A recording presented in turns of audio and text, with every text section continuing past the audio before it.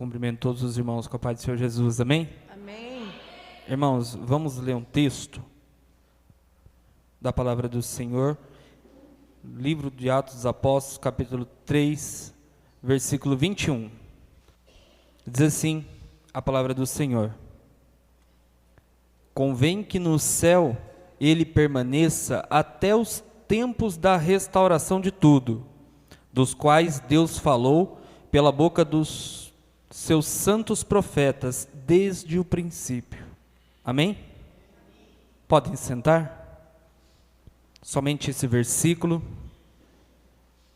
Convém que no céu ele permaneça até os tempos da restauração de tudo, dos quais Deus falou pela boca de todos os seus santos profetas desde o princípio.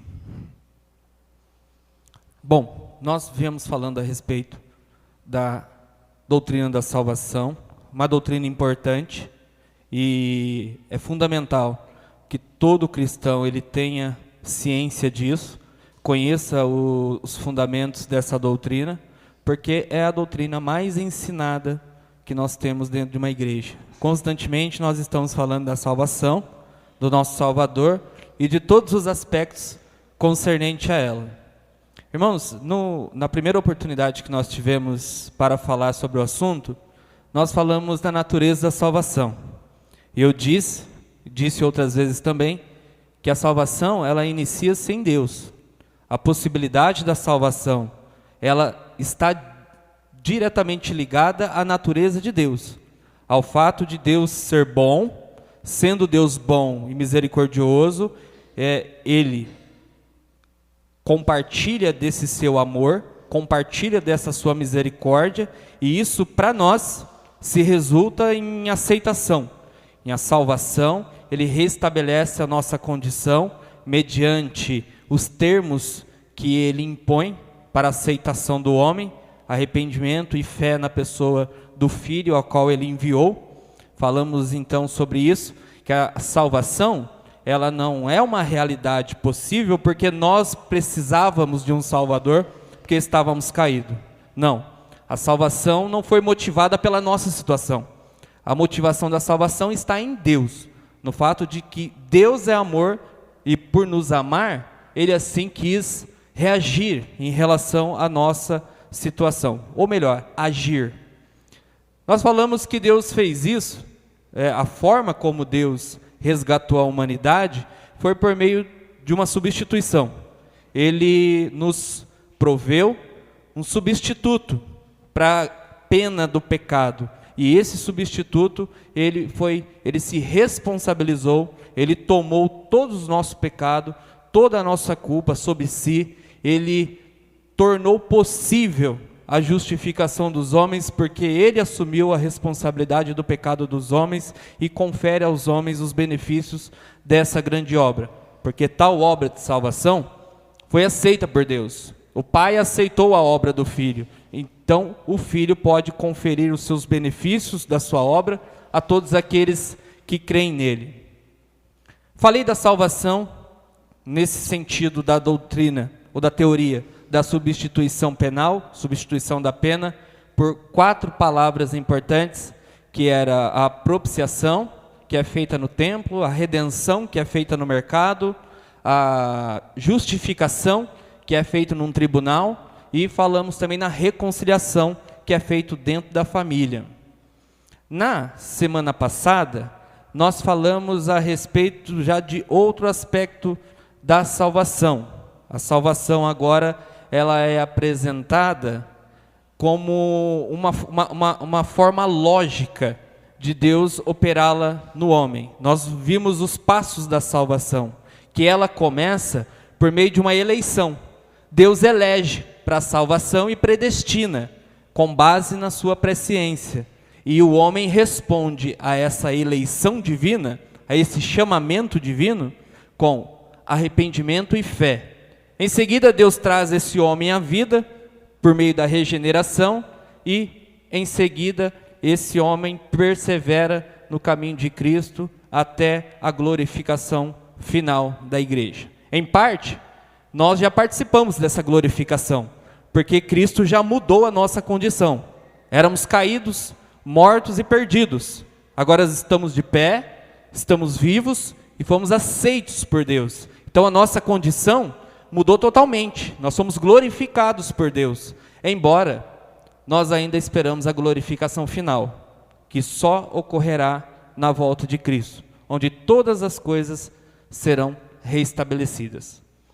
Basicamente, o que eu falei nesses 3 dias que nós estávamos aqui, seria panoramicamente, porque esses assuntos são muito extensos, e se nós fôssemos tratar cada um desses temas, seria de grande extensão, né? Essa atividade é muito trabalhosa, embora ela é importante, e os dias que eu tive aqui, a minha atividade central, acho que eu quis somente levantar esses termos, apontar alguns textos para os irmãos guardarem no coração. Nós temos ainda outras questões concernentes à salvação, mas aí são muito teológicas, são um pouco mais complexas, e aí seria excelente tratar dessas questões em outro momento, quem sabe numa escola bíblica dominical, e aí nós poderíamos falar da salvação e tratar outros termos, outros textos e trabalhar bastante outras ideias, e isso vai ficar para um segundo momento. Hoje, eu quero falar especificamente de um assunto que todas as pessoas que falam da salvação, todos os teólogos que tratam a respeito da salvação, e também para aqueles que já estudaram um pouco a história da igreja, esse tema de hoje, ele tem tudo a ver com a história da igreja, porque ao longo de toda a história, essa doutrina que hoje eu vou apresentar para vocês, que é uma heresia, ela perturbou a fé cristã, perturbou a doutrina da salvação, e foi razão pela qual os pais tiveram que produzir bastante conteúdo em torno disso, para proteger a igreja de falsos ensinamentos. É uma doutrina que ainda hoje está presente, é uma heresia que ainda assombra as igrejas, e por incrível que pareça, alguns cristãos eles acabam cedendo a essas ideias por causa do pouco conhecimento da pessoa de Deus, né? Que é importante conhecer a Deus para entender a salvação. Então, quanto menos conhecimento de Deus, mais suscetível a essa heresia nós nos tornamos. E também essa ideia, e eu não vou dizer que essa ideia seja meramente uma ideia religiosa, mas também uma ideia filosófica, ela está presente na sociedade. A sociedade tem esse entendimento do assunto que nós trataremos hoje, e a sociedade defende isso. Eu acho que é até conveniente defender isso, por causa do estado dos homens, né? Mas nós vamos analisar essa heresia, vamos rechaçá-la. Nós não temos interesse nenhum nessa ideia, nós somos totalmente contrários a essa ideia, e vamos mostrar que ela não pode estar adaptada aos ensinos da Bíblia, ela não tem o mínimo de coerência bíblica, certo? Que é a heresia do chamado universalismo. Quem já ouviu aqui, levante a mão, o que é o universalismo? 2 pessoas conhecem o que é universalismo. Esse texto que nós acabamos de ler é um texto muito utilizado pelos universalistas. O que diz o texto? O texto está falando da restauração de tudo, que Cristo no final restaurará todas as coisas. O universalismo basicamente defende que, em relação à salvação, no final dos tempos, quando Cristo voltar, todos os homens serão salvos. Essa é a heresia. O universalismo defende que, no final de tudo, no julgamento final, todos os homens serão salvos. E aí, existem várias teorias, elas são muito parecidas, mas todas elas carecem de uma coisa: fundamento bíblico. Mas, por incrível que pareça, esse tipo de ideia, às vezes, aparece dentro da igreja. Dentro da igreja, principalmente quando morrem pessoas, né? Às vezes ímpios morrem, ou desviados morrem, e a gente fica tentando dizer que talvez pode ter acontecido alguma coisa que a gente não sabe explicar, mas pode ser que aquela pessoa tenha sido salva, porque nós conhecemos exatamente o caminho da salvação, nós conhecemos exatamente a necessidade de arrependimento e fé, porque a eleição ela é condicional, está condicionada ao arrependimento e fé, e nós sabemos claramente que os que não creram no Filho não podem ser salvos, para tristeza nossa, porque alguns dos nossos parentes, amigos e pessoas das nossas proximidades, infelizmente, já morreram sem Cristo, muitos morreram sem Cristo, mas nós não podemos deixar levar pelo nosso sentimento de tristeza, nós não podemos nos deixar levar, mesmo que seja uma questão muito difícil, a pensar que exista salvação fora do Filho, a pensar que, de alguma maneira, no final, alguma coisa pode acontecer ou vir a acontecer, algo que não está revelado na Bíblia e que pode ser que no fim as pessoas sejam salvas, pois isso é acreditar numa mentira, é abrir espaço para o engano. Eu sei que é conveniente pensar assim, eu sei que é o melhor para a nossa consciência pensar assim, mas infelizmente a Bíblia não ensina que os homens serão salvos, que todos os homens serão salvos, embora o desejo de Deus e o desejo da igreja deve ser que todos os homens venham ser salvos, a grande realidade é que todos os homens, que a maioria dos homens não vão ser salvos. Nós pregamos isso, inclusive nós falamos isso dentro da igreja, dizemos a respeito do que falei na semana passada, da possibilidade da perca da salvação. Se aqui dentro da igreja nós pregamos a possibilidade da perca da salvação para os crentes, imagino o que será dos ímpios, que negligenciam tão grande salvação que lhes é concedida, tão grande graça que é oferecida, melhor assim dizendo, que rejeitam o chamamento de Cristo. Então, quero falar um pouco dessa heresia e das teorias, né? Porque essa é uma heresia cheia de teorias. E as teorias, elas tentam explicar como que Deus fará para salvar todas as pessoas no fim dos tempos. As teorias baseiam-se nisso. Nós chamamos de teorias, mas para alguns são verdades. Mas para nós não. Para nós, verdade só pode ser aquilo que está fundamentado no ensinamento bíblico. Pode passar?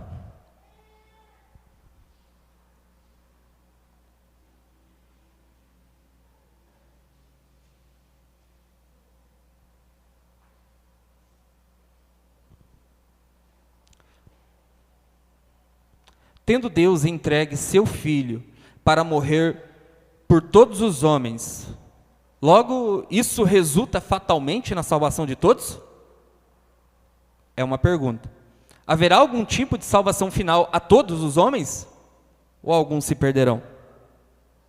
A ideia central da heresia do universalismo é que, sim, haverá salvação no final para todos os homens.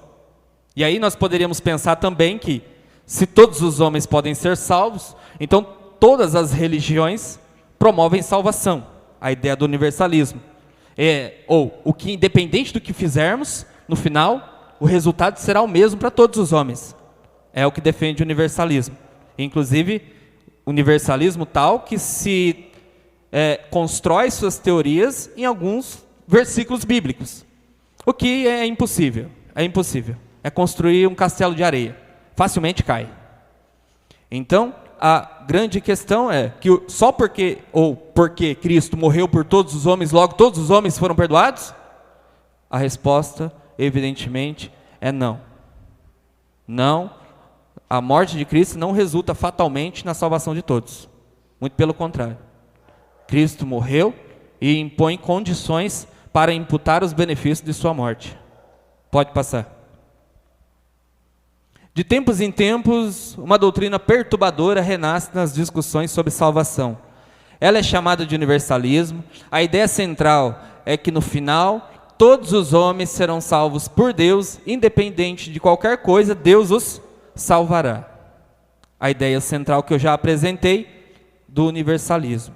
Pode passar? Logo, a forma que ele fará isso, que Deus fará isso, é variada.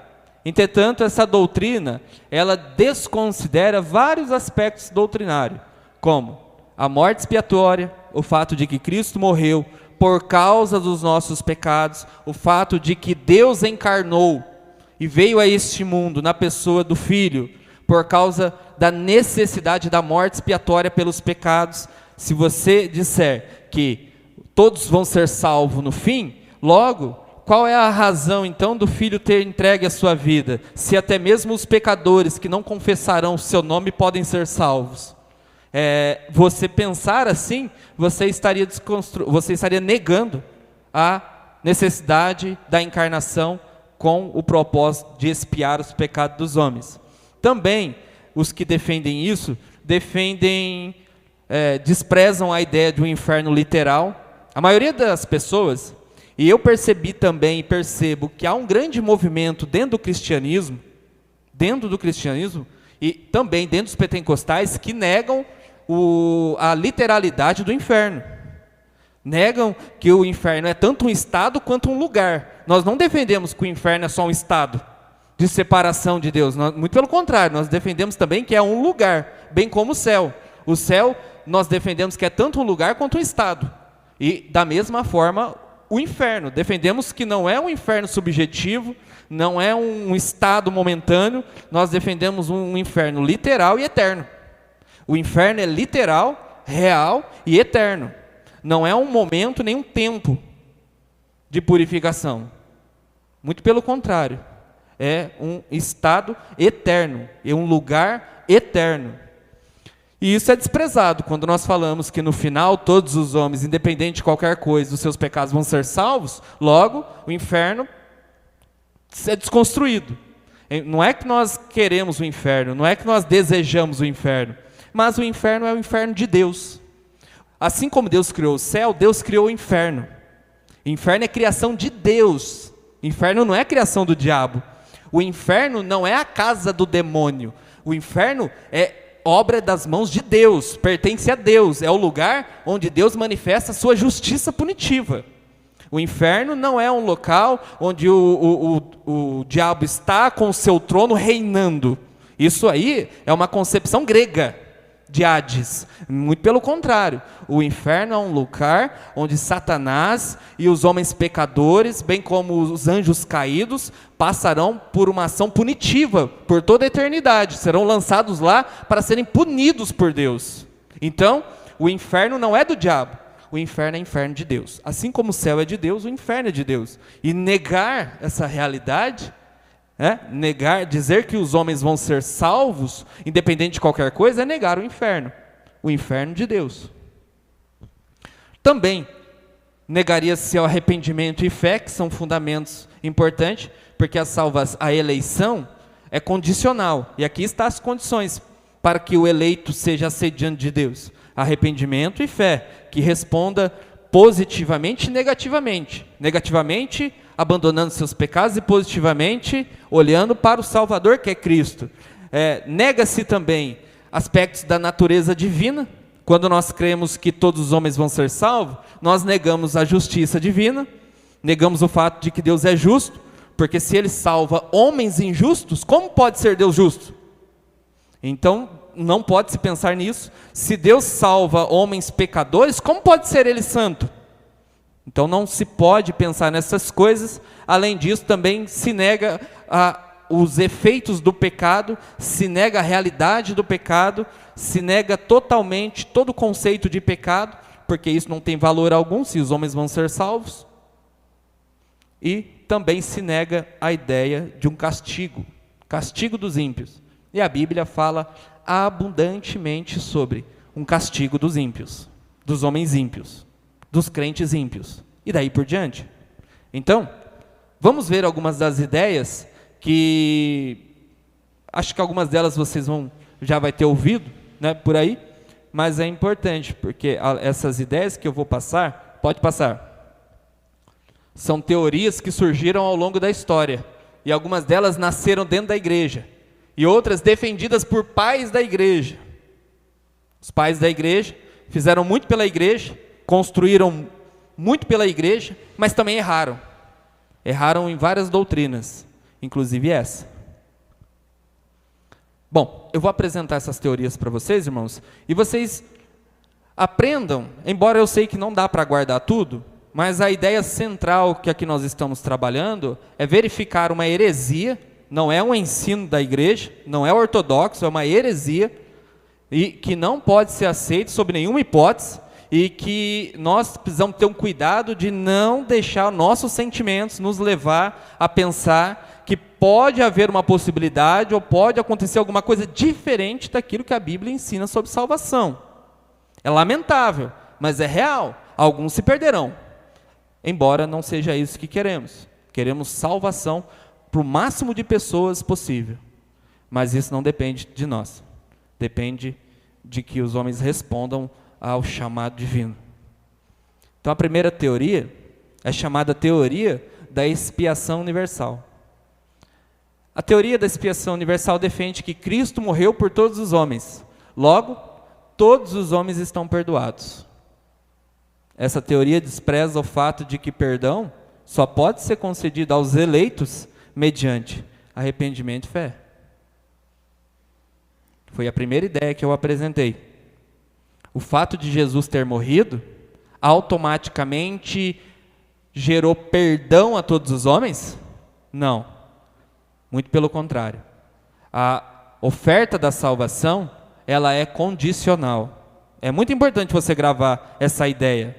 Há um segmento reformado que entende que a salvação é incondicional. Deus não impõe nenhuma condição para o homem para que ele seja salvo, porque Deus determina a salvação dele. Nós não defendemos isso. Nós defendemos que Deus elege, Deus escolhe para a salvação com base nessas duas condições, esses dois elementos, que são arrependimento e fé.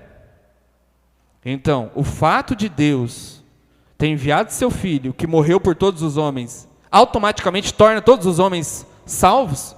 Automaticamente imputa perdão a todos os homens? Não, de forma alguma. Há a necessidade de responder à salvação com arrependimento e fé. É necessário arrependimento e fé.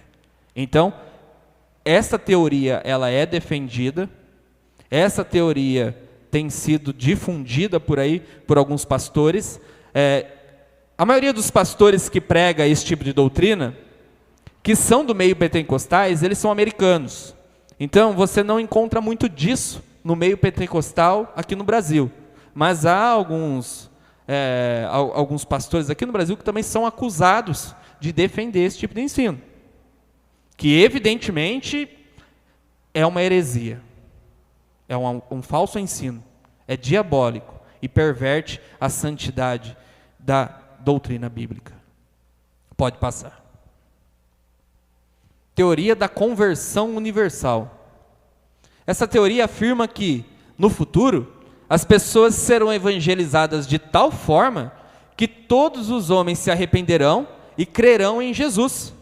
O problema dessa doutrina é que, fatualmente, muitos já morreram e não creram no Evangelho. Entretanto, a resposta do homem ao chamado da salvação não necessariamente está ligada a uma boa pregação, mas sim a uma pregação correta. Qual que é essa ideia? É que no final dos tempos, a mensagem vai ser aperfeiçoada, a pregação vai ser aperfeiçoada e todos os homens vão ser evangelizados de tal forma que vão começar a crer em Cristo, que vão começar a ceder ao Evangelho, que vão parar de resistir à mensagem da salvação. E a questão central é: você está vendo isso em algum lugar? Muito pelo contrário. O que nós vemos é a repulsa dos homens em relação à pregação do Evangelho. A recusa dos homens. O Evangelho é poderoso para salvar, mas salvar condicionalmente, com condições. E é exatamente essas condições que impedem os homens de chegar a Deus. As condições do arrependimento e fé. Então, é uma teoria que é difundida, é muito apresentada, mas isso é impossível. Não é impossível que o Evangelho salve pessoas, mas que haja uma intensificação, que há um cenário diferente desse cenário que estamos vendo, na realidade, e que os homens comecem a crer no Evangelho.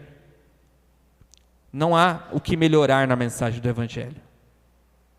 É preciso falar do Evangelho, é preciso falar de Cristo, mas a salvação ela é apresentada e apenas o homem pode chegar a Cristo com arrependimento e fé. Pode passar. Teoria da oportunidade universal explícita. Embora não se guarde todos esses nomes, as ideias são importantes. O que ensina? Esta teoria ensina que todos os homens terão a oportunidade de ouvir o Evangelho.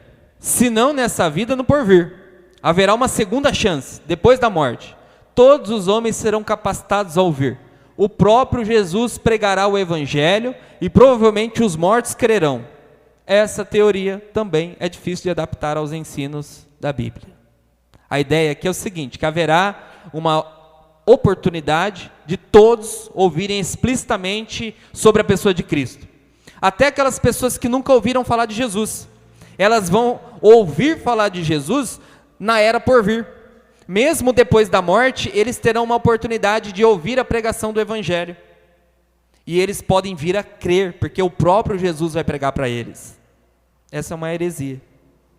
Nós vimos claramente nas palavras de Jesus na parábola do rico e Lázaro. O que o rico quer? E o que Jesus diz? O que Abraão diz? Não dá.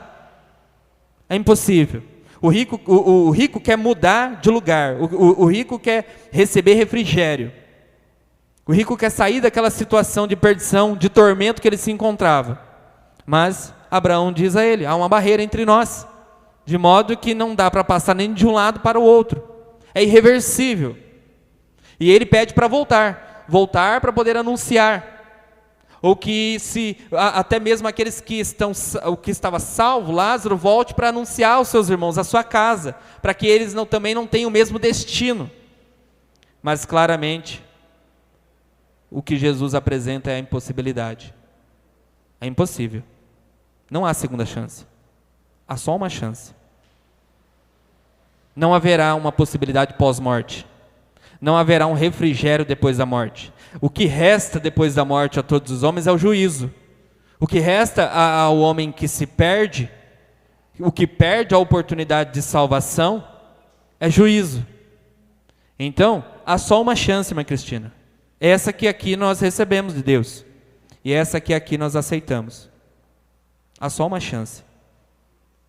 Não há possibilidade de redenção, não há possibilidade de resgate, não há possibilidade nenhuma de mudança do status de condenado ou absolvido depois da morte. Isso é decidido em vida.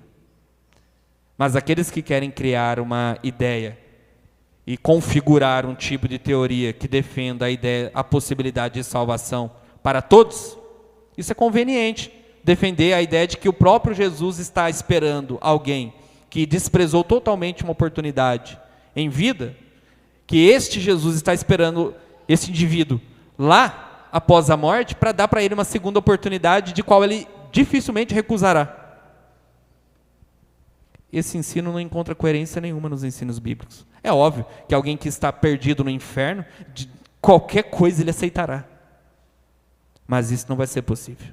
Não há segunda chance. Há só uma chance. Há só uma oferta. Há só um caminho.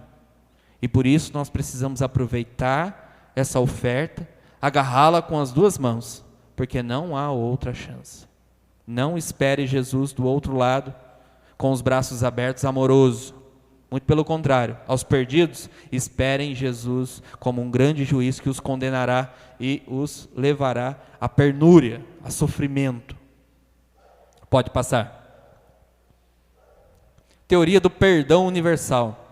A teoria do perdão universal ensina que Deus, sendo amoroso, e esse é o mais conhecido, não manterá de modo irreversível as condições que estabeleceu aos perdidos. No final, Deus terá misericórdia de todos e a todos salvará. Deus tratará todas as pessoas como se tivessem crido no Evangelho. Essa, acho que é a teoria mais conhecida, que defende basicamente que Deus é tão amoroso que Ele não pode, por causa desse grande amor, por causa da sua natureza amorosa, manter todos os homens perdidos no inferno para toda a eternidade. É incompatível com o amor de Deus, é incompatível com a bondade divina. O problema é que se eleva o atributo do amor e desconsidera os atributos que falam da justiça, que falam da santidade de Deus, que falam da verdade de Deus.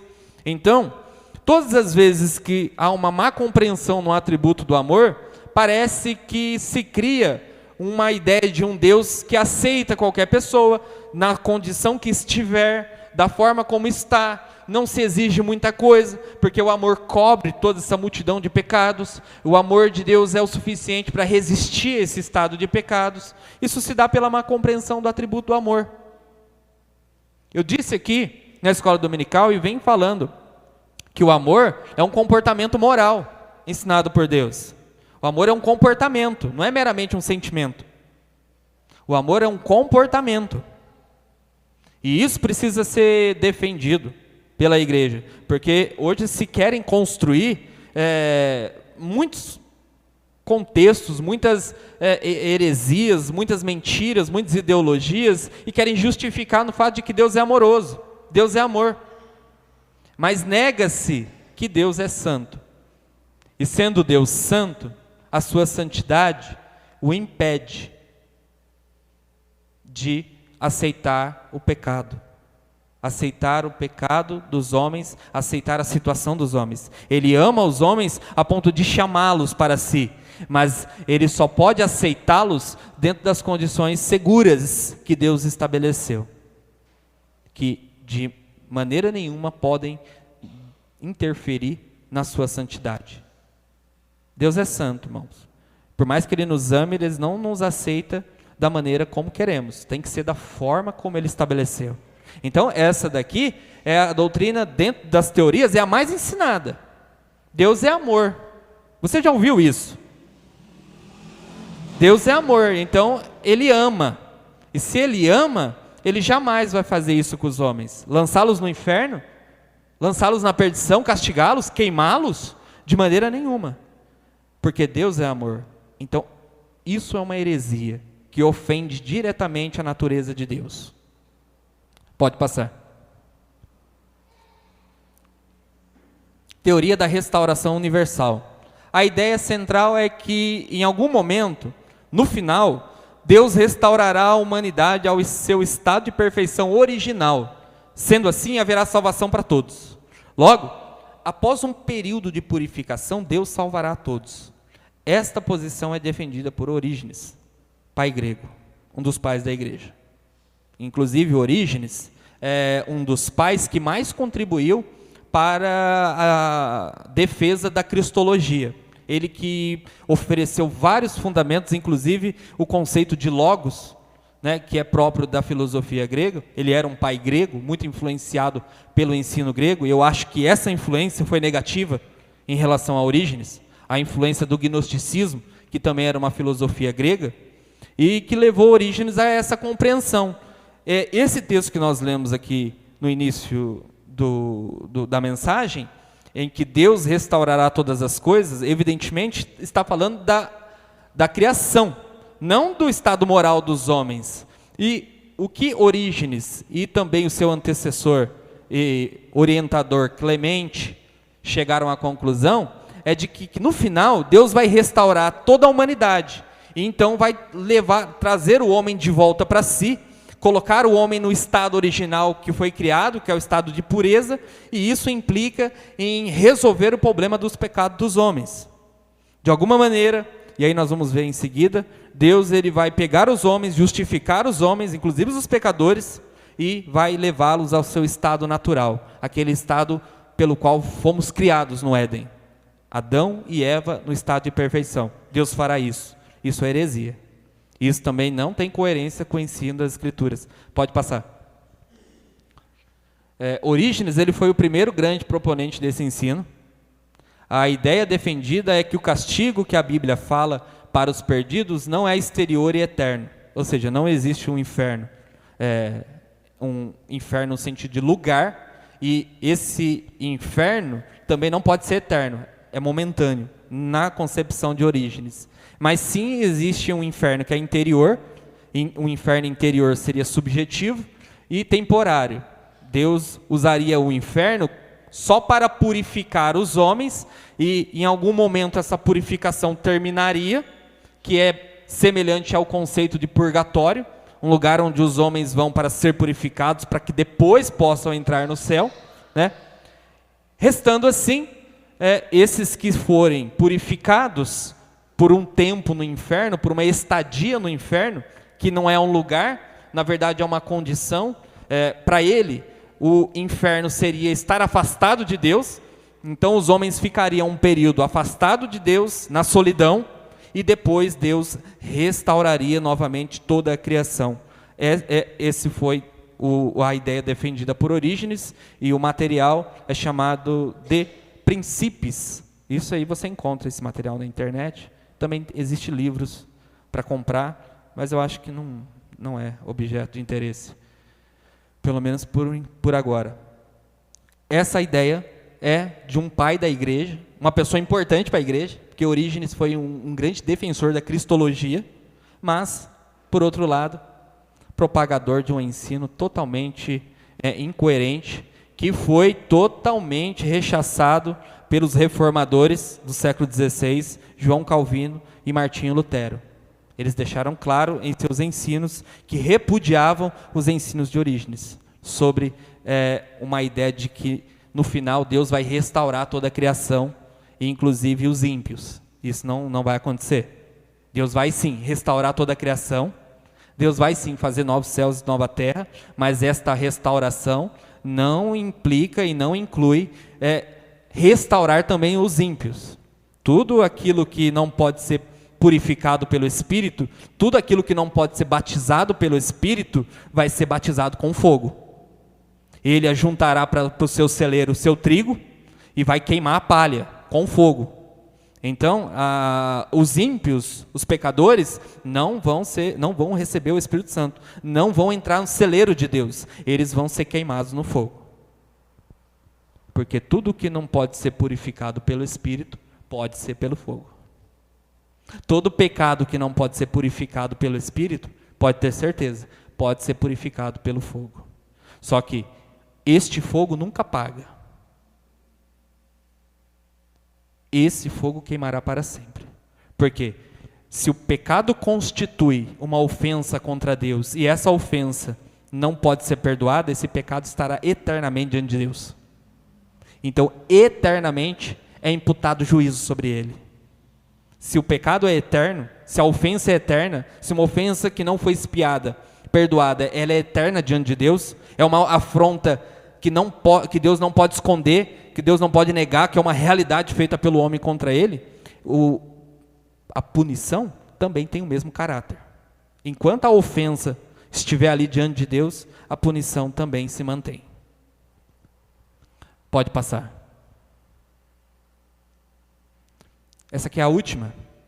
A teoria da oportunidade universal. Essa daqui eu tenho um pouco de uma tendência, uma fraqueza em relação a ela. Até certo ponto. Porque eu cheguei a esse entendimento muito, muito cedo na minha fé e sempre defendi, pelo menos em parte, o que aqui eu elenquei. Mas eu sempre defendi no ponto de vista teológico, não bíblico. Porque eu sei que, biblicamente, eu não vou conseguir provar com toda a clareza que é necessária. Mas, teologicamente, eu posso pensar nisso. Tem uma diferença, né? A teologia bíblica e teologia, né, do ponto de vista teológico, é duas coisas diferentes. Duas coisas diferentes. Quando nós falamos teologia bíblica, nós estamos falando daquela teologia que emana da Bíblia, do ensino claro que a Bíblia apresenta sobre o assunto. E quando nós falamos teologia, nós estamos pensando em argumentação, em hipóteses, em teorias. Então, isso aqui que eu vou apresentar para os irmãos, eu, em parte, acredito que possa ter alguma ideia, uma fundamentação bíblica, bem superficial, mas tem. Mas eu acredito mais no campo teológico, da argumentação, da hipótese, da teoria, que é a ideia da oportunidade universal. O que seria? Nós falamos da oportunidade explícita. A explícita é aquela que todos vão conhecer Jesus, e até aqueles que morrerem depois vão conhecer Jesus, Jesus vai pregar para eles. Isso é claramente uma heresia, mas essa daqui eu tenho muitas dúvidas. É o seguinte, teoria da oportunidade universal. Essa teoria defende que Deus deu uma oportunidade a todos os homens, preste bem atenção, inclusive aqueles que jamais ouviram falar de Cristo. Estes que jamais ouviram sequer o nome de Jesus, ou Yahvé, no Antigo Testamento, os que não ouviram falar de Jesus podem ouvir falar de Yahvé, o Deus dos judeus, né? Esses são atraídos pela revelação geral, ensinada em Salmo 19 e Romanos 1 e 2.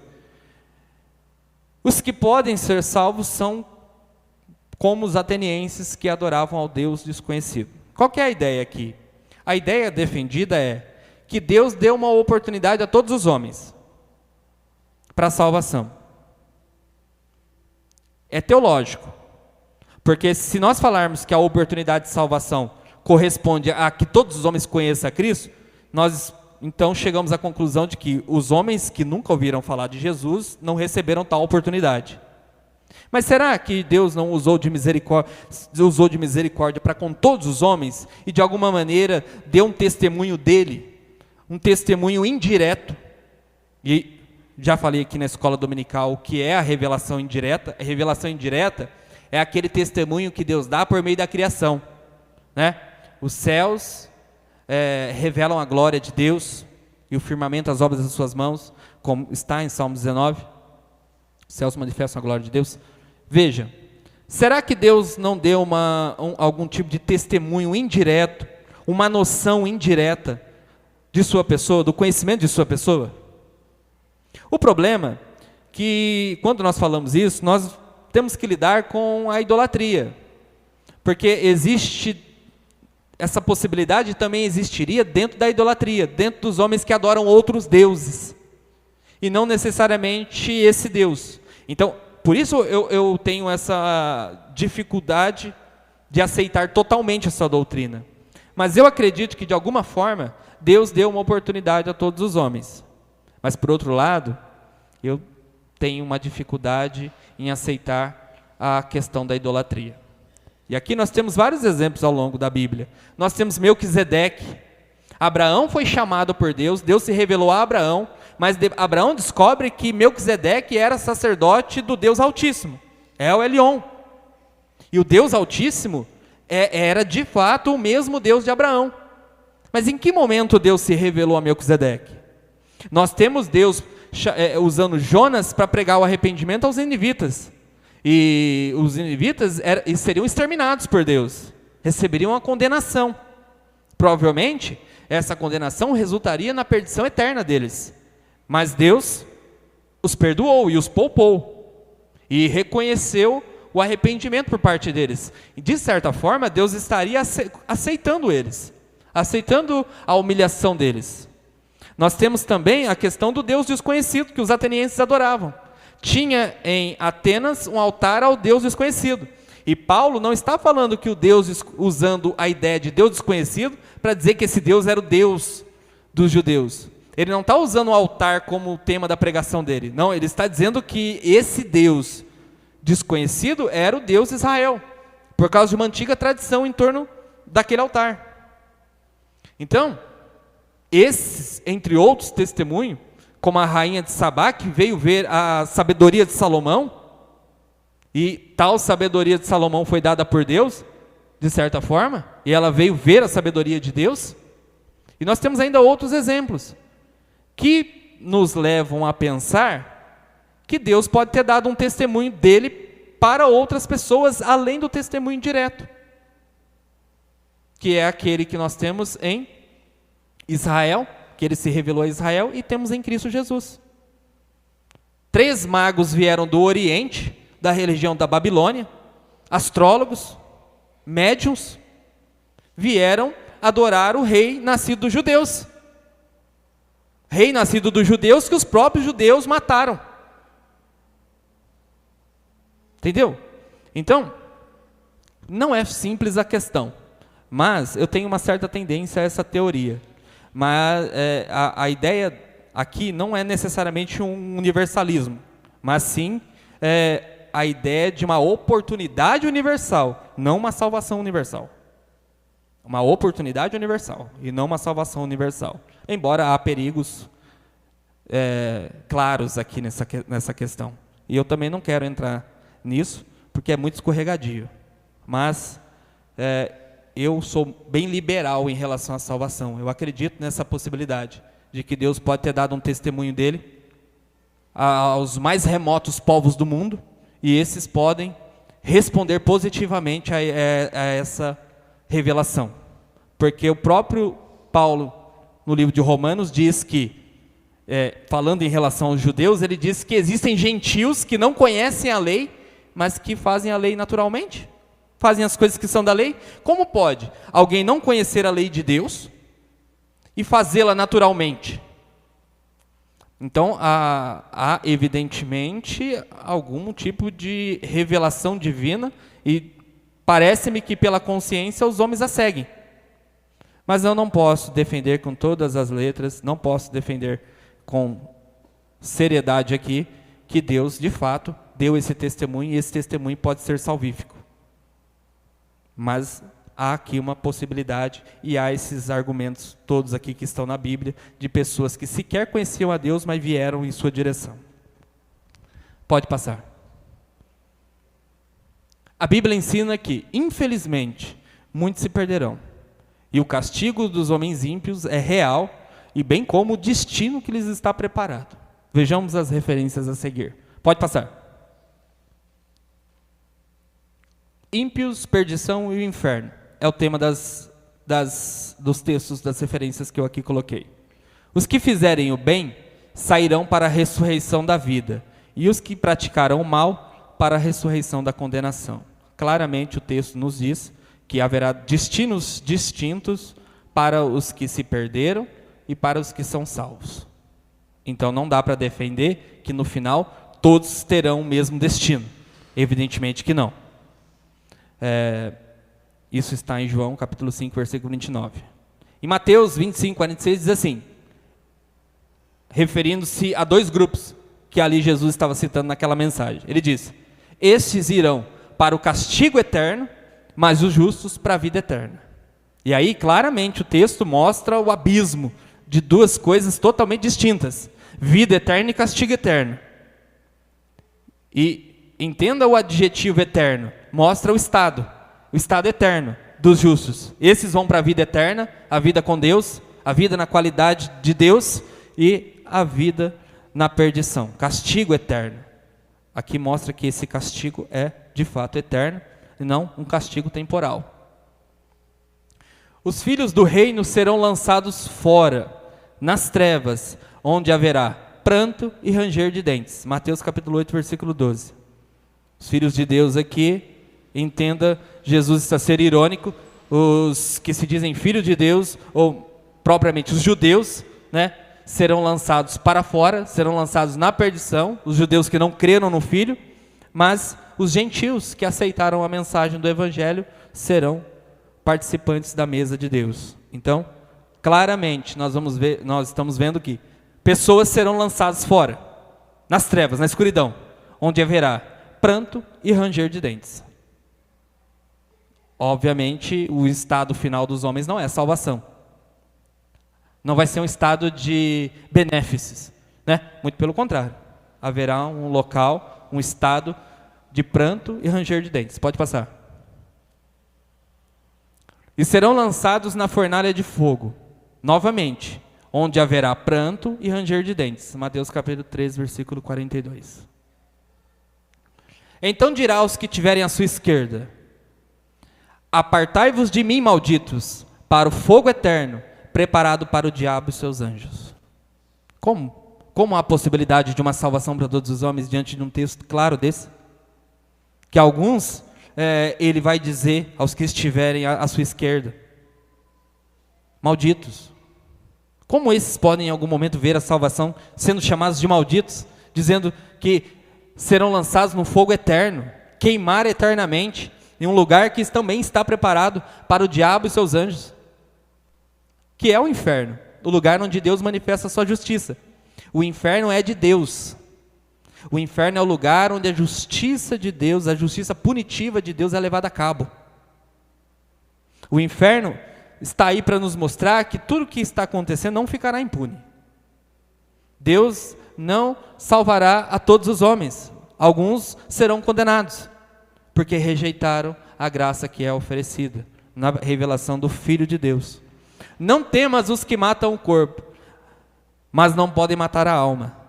Temei antes aquele que pode destruir no inferno tanto a alma como o corpo. Veja, alma e corpo, é importante esse texto, porque nós iremos ao inferno em corpo e em alma. Em corpo e em alma. Serão destruídos no inferno, em corpo e em alma. A ideia de corpo implica também na ideia de um espaço físico. Então o inferno também é um lugar, e não só um estado. Mateus capítulo 10, versículo 28, pode passar. Eles por castigo perecem eterna perdição, banidos da face do Senhor e da glória do seu poder. Também o inferno é um estado, e por ser um estado, é o estado de perdição e de banimento da face do Senhor.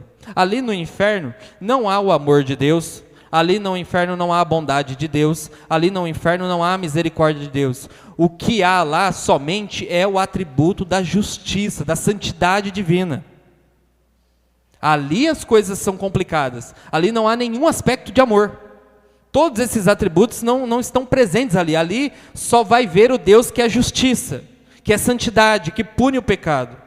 Por isso não tem como defender a ideia de que todos os homens vão ser salvos, porque os homens, para que sejam salvos, precisam se arrepender dos seus pecados e crer no Filho.